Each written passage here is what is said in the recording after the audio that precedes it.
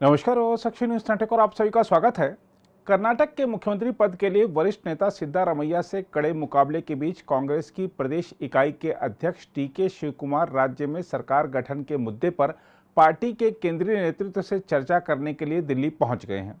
वहीं सिद्धारमैया सोमवार से दिल्ली में हैं।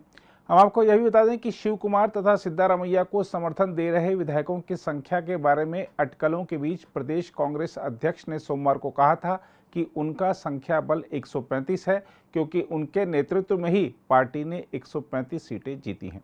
आपको यह भी बता दें कि कांग्रेस अध्यक्ष मल्लिकार्जुन खड़गे ने कर्नाटक में पार्टी विधायक दल का नेता चुनने को लेकर तीनों पर्यवेक्षकों के साथ सोमवार को गहन मंत्रणा की, लेकिन कोई फैसला नहीं हो सका था। खड़गे और पार्टी के अन्य वरिष्ठ नेता आज फिर इस विषय पर विस्तार से चर्चा कर रहे हैं। कांग्रेस अध्यक्ष खड़गे ने कर्नाटक में कांग्रेस विधायक दल का नेता चुनने के लिए वरिष्ठ नेता सुशील कुमार शिंदे, जितेंद्र सिंह और दीपक बाबरिया को पर्यवेक्षक नियुक्त किया था। तीनों पर्यवेक्षकों ने पार्टी के नवनिर्वाचित विधायकों से अलग अलग बात कर उनकी राय जानी थी। तीनों पर्यवेक्षक सोमवार शाम खड़गे के आवास पर पहुंचे और फिर लंबी बैठक हुई। इस बैठक में कांग्रेस के संगठन महासचिव केसी वेणुगोपाल और पार्टी के कर्नाटक प्रभारी रणदीप सिंह सुरजेवाला भी मौजूद रहे। बैठक खत्म होने के बाद सुरजेवाला ने संवाददाताओं से कहा, पर्यवेक्षकों ने अपनी रिपोर्ट कांग्रेस अध्यक्ष को सौंपी है। वह राज्य के नेताओं और पार्टी के अन्य वरिष्ठ नेताओं के साथ विचार विमर्श के बाद कोई फैसला करेंगे।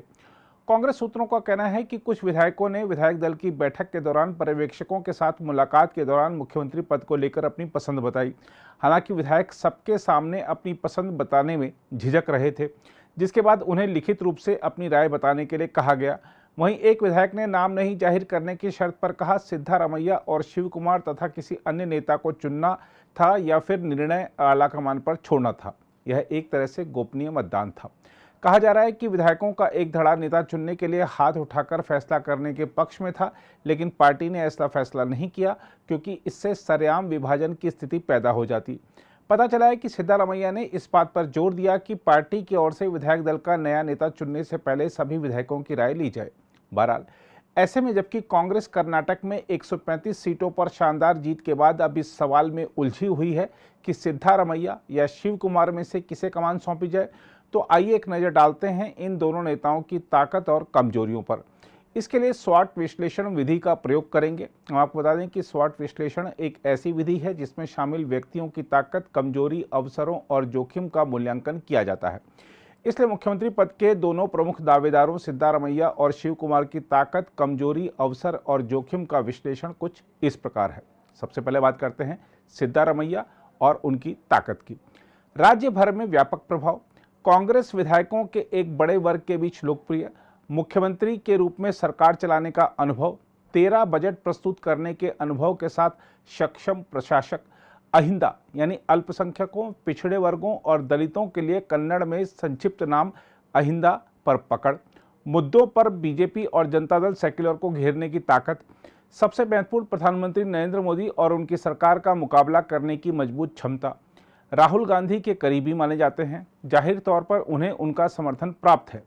वहीं अगर उनकी कमजोरियों की बात करें तो आपको बता दें कि सांगठनिक रूप में पार्टी के साथ इतना जुड़ाव नहीं है।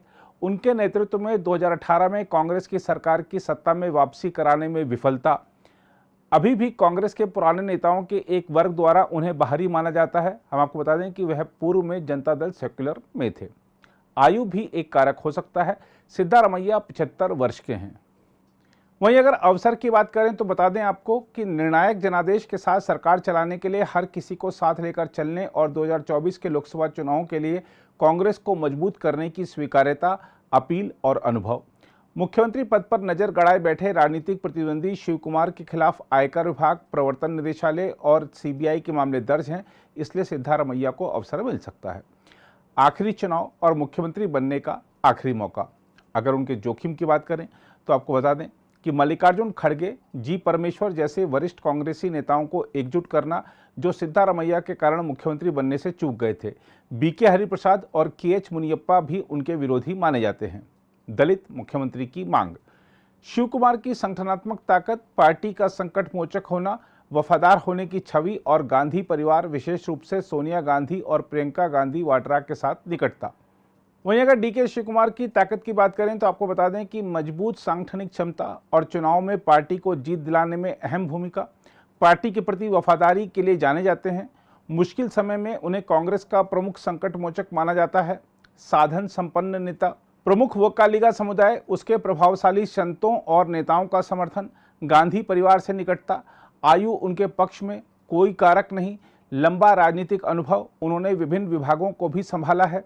वहीं अगर डीके शिव कुमार की कमजोरियों की बात करें तो आपको बता दें कि आईटी, ईडी और सीबीआई में उनके खिलाफ मामले, तिहाड़ जेल में सजा, सिद्धारमैया की तुलना में कम जन अपील और अनुभव, कुल मिलाकर प्रभाव पुराने मैसूरी क्षेत्र तक सीमित है। अन्य समुदायों से ज़्यादा समर्थन नहीं है। अगर उनके समक्ष अवसरों की बात करें तो बता दें कि पुराने मैसूरी क्षेत्र में कांग्रेस के वर्चस्व की मुख्य वजह उनका वोक्कालिगा समुदाय से होना है। कर्नाटक प्रदेश कांग्रेस के अध्यक्ष के रूप में मुख्यमंत्री पद की स्वाभाविक पसंद एसएम कृष्णा और वीरेंद्र पाटिल के मामले में भी ऐसा ही हुआ था। पार्टी के पुराने नेताओं का उन्हें समर्थन मिलने की संभावना है।